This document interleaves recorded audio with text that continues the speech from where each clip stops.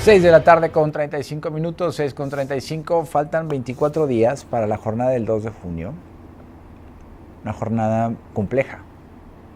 Compleja no solamente logísticamente, porque es la más grande de los últimos tiempos, porque tiene casi 100 millones de posibles votantes, porque tiene más de 20,000 cargos que se van a votar, porque es una elección federal, estatal, municipal, en fin. Se elige al Poder Ejecutivo, al Poder Legislativo del país, se eligen a poderes ejecutivos de los estados, a congresos locales, a alcaldías, en fin. Logísticamente es todo un desafío, pero además tiene particularidades, ¿no? La violencia política, recientemente hablé con Integralia, más de 700 víctimas de una u otra forma, de uno u otro delito de septiembre que empezó el proceso para acá, 28, 29 candidatos, candidatas que lamentablemente han sido asesinados en este proceso. Entonces, la violencia, por un lado, la intervención del crimen organizado, por otro, la intromisión desmedida de las fuerzas políticas, por otro. La democracia, desde luego, que siempre está en un riesgo latente. Voy a conversar con un par de expertos en temas electorales. En Aguascalientes me va a acompañar, agradezco muchísimo para hablar con la audiencia, a Francisco Rojas Choza, consejero del Instituto Estatal Electoral de Aguascalientes, quien ya está conmigo en la línea, y en unos minutos más se suma otro consejero electoral de San Luis Potosí para complementar lo que hablemos con Francisco. ¿Cómo estás, Paco? Buenas tardes. Estimado Héctor, muy bien, muy contento de saludarte una vez más a ti y a todo el auditorio. Oye, faltan 24 días, Francisco, empecemos con el ánimo. A ver, ¿cómo se va midiendo el ánimo electoral? ¿Cómo lo sientes tú? Sí, en Aguascalientes, en el Bajío en general, en el país. A ver, ¿qué analizan ustedes como expertos que tienen información, que echan vista de datos, de estadísticas, en fin? ¿Cómo sientes el mood electoral a 24 días de la jornada? Pues mira, ahorita que dijiste los días que faltan, se me puso la piel chinita, te lo diría en principio, sí. Pero en general, como autoridades electorales te puedo decir que estamos listos, estamos preparados para que toda la ciudadanía pueda ejercer su derecho al voto. Aquí en Aguascalientes ya llegaron alrededor de 3,5 millones de boletas de la elección federal, de todas las elecciones federales. Ya hoy recibimos y resguardamos en nuestra bodega central las boletas también de las elecciones locales, que son también alrededor de 2,5 millones de boletas. Procederá todo el trabajo de integración de los paquetes electorales, la entrega de los paquetes a las personas funcionarias de mesa directiva de casillas para que la elección esté en sus manos. Y el clima de la elección, te puedo decir que al menos aquí en Aguascalientes se vive un clima tranquilo, existen todos los recursos para que la ciudadanía pueda contrastar propuestas, pueda contrastar visiones del Estado, de los partidos y los actores políticos, y para que los siguientes 2 años pues, podamos llegar con la tranquilidad, uno, de que estará nuestra casilla con una boleta para cada uno de nosotros, y dos, que existe todo un escenario y un contexto en el cual pues podremos votar en libertad. Eso es no responsabilidad exclusiva de las instituciones electorales, que son los partidos políticos en general, y del Estado, también me parece, desde la visión que tenemos aquí en Aguascalientes, que las condiciones están dadas para que Pues qué bueno, me da gusto que dentro de todo haya condiciones adecuadas, estables en Aguascalientes para la elección. Ya está con nosotros desde San Luis Potosí el consejero electoral Marco Iván Vargas Cuéllar. Gracias, doctor, por sumarte a esta charla. Y hablábamos, Francisco y yo, ahora con la audiencia, de que faltan 24 días. ¿Cómo sientes tú el mood electoral, doctor Marco Iván, a 24 días de esta jornada tan intensa, tan grande, logísticamente tan complicada? A ver, ¿cómo sientes tú el pulso como experto que tienes muchos datos, mucha información, mucha estadística? ¿Cómo sientes el pulso de esta elección a 24 días de la jornada? Marco, ¿me escuchas? ¿No me escucha Marco? ¿Estás ahí, Marco? No, a ver, vamos a ver si por ahí se nos perdió la comunicación. Es Mesa tratando de cuadrar aquí con las líneas y con los enlaces entre Aguascalientes, San Luis Potosí y desde la cabina de W Radio Bajío. A ver si lo tenemos o sigo con Francisco. Bien, regreso con Francisco. A ver, querido Francisco, Ahora que hablabas de contrastar, de confrontar, cada vez es más frecuente que más allá de propuestas, las campañas se basan en descalificaciones, en denostaciones, en acosos, en acusaciones. ¿Esto cómo se mide?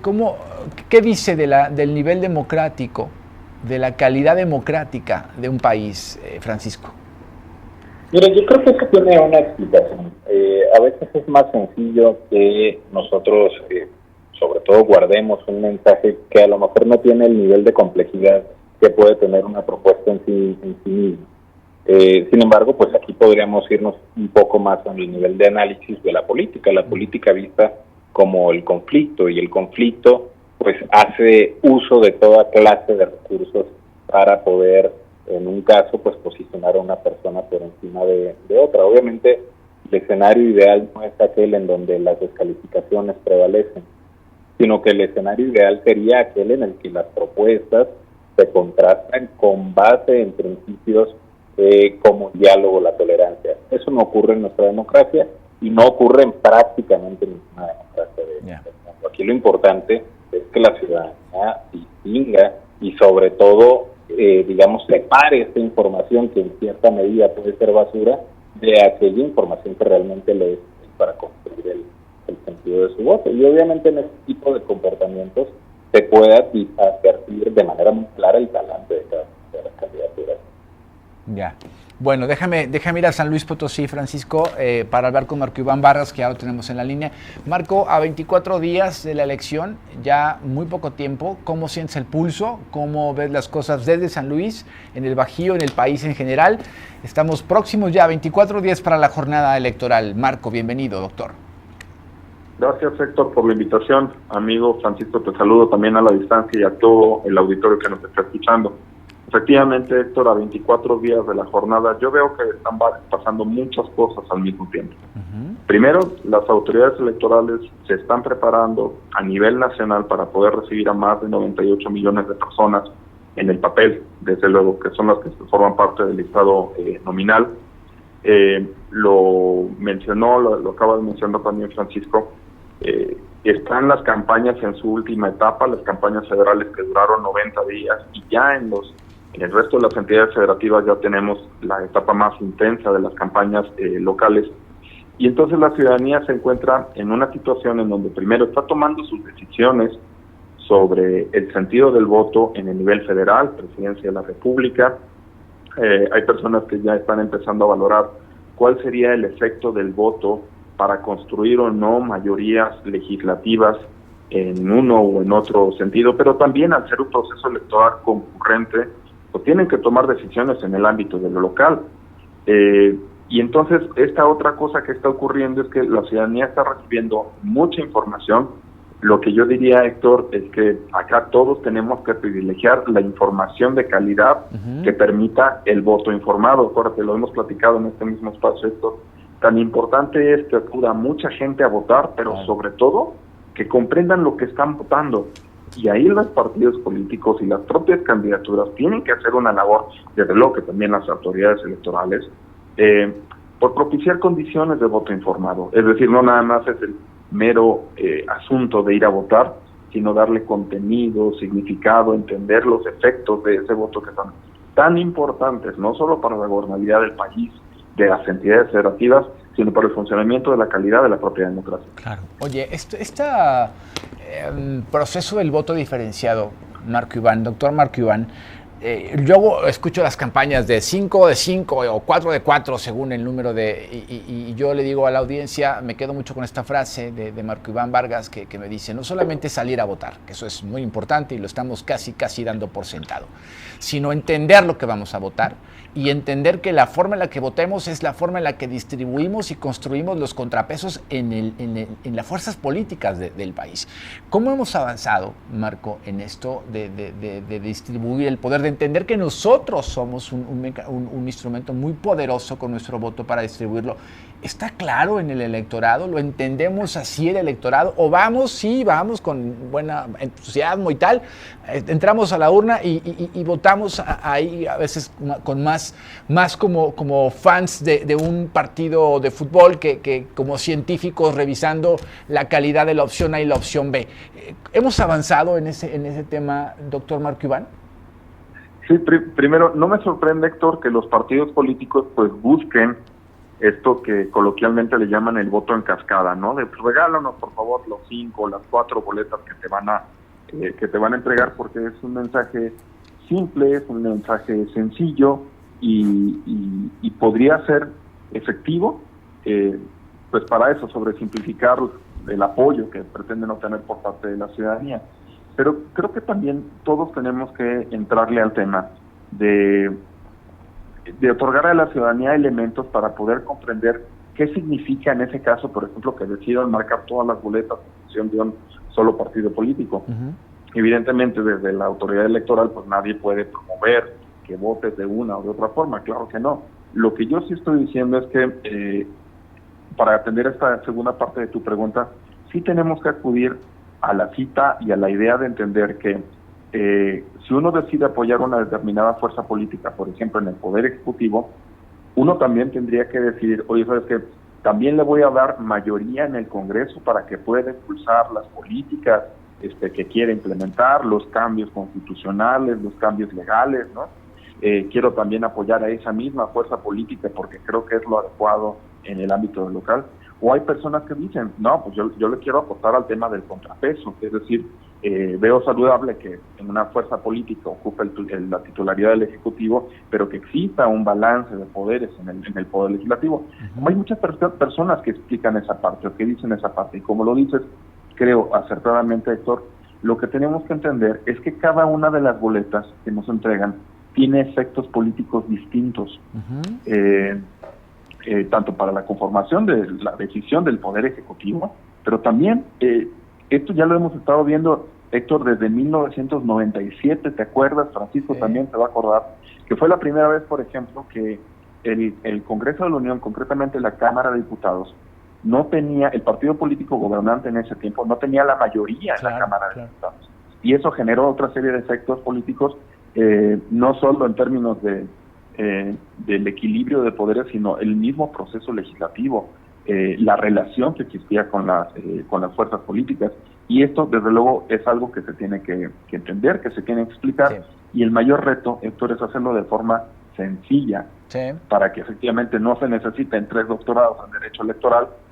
Es lo hermoso de la democracia, que tiene que ser lo suficientemente claro y sencillo para que todas las personas lo puedan entender. Francisco Rojas, en Aguascalientes, ¿qué dices tú?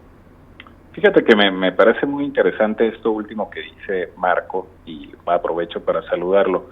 El voto además tiene otros efectos, no solo la proporción o el peso específico que pueden tener las fuerzas políticas en el Congreso. También se está disputando ahí el registro mismo, la existencia misma de institutos políticos. Recordar que es necesario, para refrendar el registro, obtener al menos el 3% de la votación válida emitida. Y no solo eso, también el financiamiento que reciben los partidos políticos, el acceso a radio y televisión, que definitivamente estos son temas más complejos, que ya están más relacionados propiamente con el sistema electoral. Sin embargo, sí es importante dimensionar el alcance que tiene el voto, que atraviesa también la existencia misma de los partidos políticos, y en esa lógica, pues el poder que tiene el voto, dada esta naturaleza o estas implicaciones que tienen, además de la distribución del poder, pues en la conformación misma del panorama político electoral en nuestro país. Oye, quiero preguntarles también, porque no quisiera que se me agotara el tiempo, pero a ver, consejeros, el tema de la violencia política, acabo de hablar con Integralia, esta casa consultora que ustedes conocen bien, que está mapeando, digamos, cómo se encuentran los hechos de violencia en la República, más de 700 casos diferentes en el país. Afortunadamente, San Luis y Aguascalientes están en muy buenos números, ¿no? Es decir, con muy pocos casos, afortunadamente, de violencia política. Sí los hay, pero no de forma alarmante. Pero es la realidad del país, ¿no? Más de 28, 29, ya perdí un poquito la cuenta de candidatos que han sido asesinados, caray, ¿no? ¿De qué habla esto, Marco? ¿De qué habla esto, Francisco? Voy contigo primero, Francisco, si me lo permites. ¿Qué nos dice a las y los mexicanos y cómo puede esto de alguna forma empañar la democracia y la estabilidad político-electoral del país, Francisco?